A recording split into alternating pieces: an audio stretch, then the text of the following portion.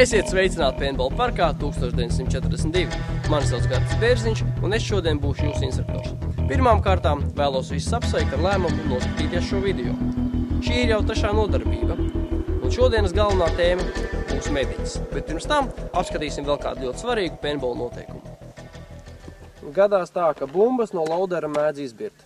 Tas nenotiek pārāk bieži, bet katram 10 spēlētājiem tā ir gadījies. Un ja jūs nevēlaties būt daļa no šīs statistikas, tad mēģiniet ievērot dažus pavisam vienkāršus sīkumus. Tam, ka bumbas izbirst, var būt vairāki iemesli. Pirmām kārtām jums iedod ieroci, bet es neesmu kārtīgi aiztaisījis vāciņu, un ko līdz jūs paciet ieroci, tā bumbas izbirst. Nu, ko lai es saku? Sūdīgi tev, ka es tik sūdīgi aiztaisīju vāciņu.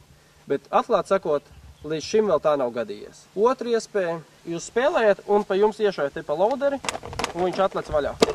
Apmēram tā. Jūs spēles karstumā kaut kā ātri aiztaisiet, bet viņš nav kārtīgi aiztaisījies. Vāciņš jāaiztais tā, lai viņš noklikšķētu. Trešā iespēja tāda, ka tu ļoti aktīvi kusties, kaut kur skrien, lec, krīti, slīdi, un nepamani, ka kustības rezultātā vāciņš ir atlecis vaļā.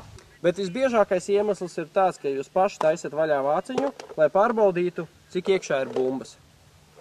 Tad steigā taisat viņu ciet, kārtīgi neaiztaisat, un kad ceļties kājās, tad bumbas izbirst ārā. Un tagad pats svarīgākais. Izbirušas bumbas vai nu uz zemes, zālājā vai uz dēļu grīdas ierocī atpakaļ likt nedrīkst.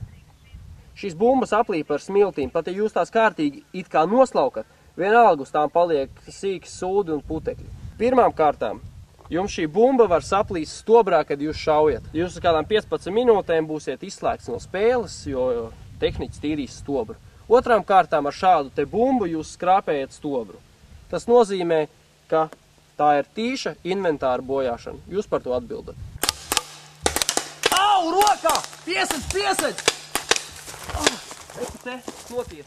Labā roka. Ievainojums rokā man liedz izmantot šo roku jebkādām darbībām. Ja tūmā ir mediķis, es pie viņa varu pieskriet un viņš man sārstē. Mediķi var atpazīt pēc baltās aproces uz rokas un pēc somiņas. Tad, kad es esmu pilnībā atārstēts, es varu pilnvērtīgi turpināt cīņu.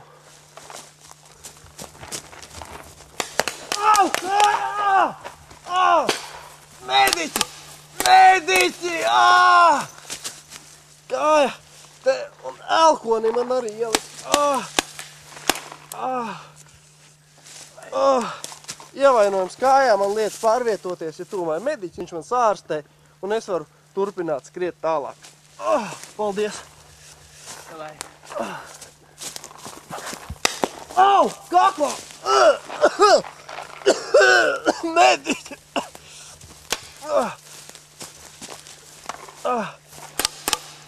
Kā redzat, ja mediķis būtu ieradies dažas sekundes vēlāk, viņš vairs nevarētu mani paspēt izārstēt. Šobrīd viņš laicīgi pieskrēja, tā ka es varu turpināt cīņu. Paldies!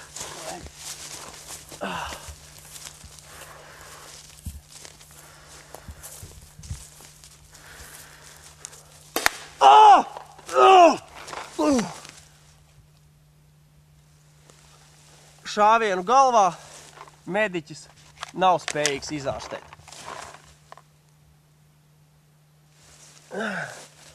Es dodos uz slimnīcu. Mediķis ievainojums rokās un kājās pats sev ir spējīgs sārstēt. Ievainojums korpusā, kas ir nāvīgie ievainojumi, viņš var sārstēt ar citu spēlētāju palīdzību. Tūlīt nodemonstrēšu, kā tas izskatās dzīvē.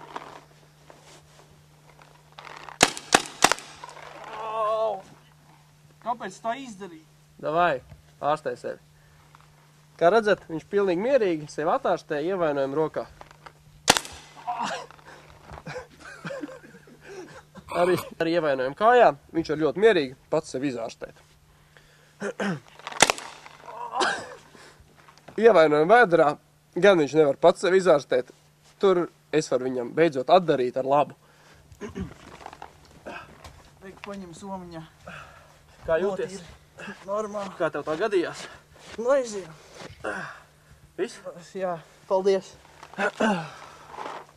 Ievainojums galvā mediķim, tāpat kā jebkuram citam spēlētājam, ir nāvējošs. Nākamajā nodarbībā es jums izstāstīšu par priekšmetu pārvietošanu Šajā reizē tas arī viss. Ar jums kopā bija Gatis, Tomas, Edgars un Dāvis. Labi, dod tev 10 sekundes, skrien. Davai jāk! Davai, skrien!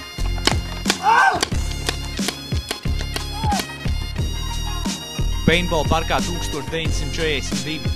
Tā nav vienkārši izklaide, tas ir karš.